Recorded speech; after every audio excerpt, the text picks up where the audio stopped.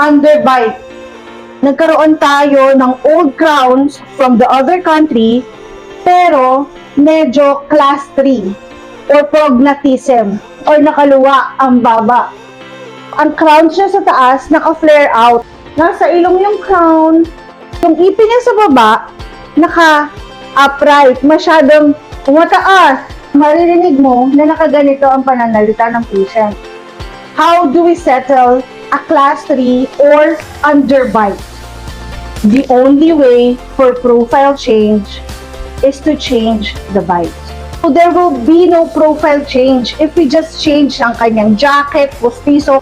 Therefore, we open the bite trying to put the jaw at the back, correcting the bite and the temporomandibular joint placement.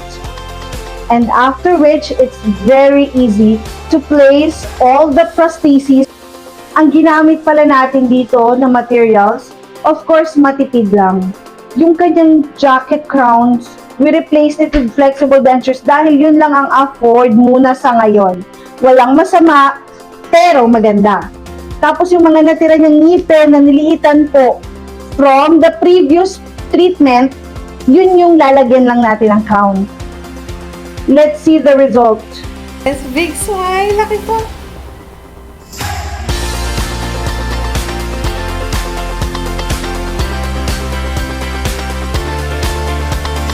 Okay? Nakikinig ka ba? Naintindihan mo ba? Wala ka bang pakialam?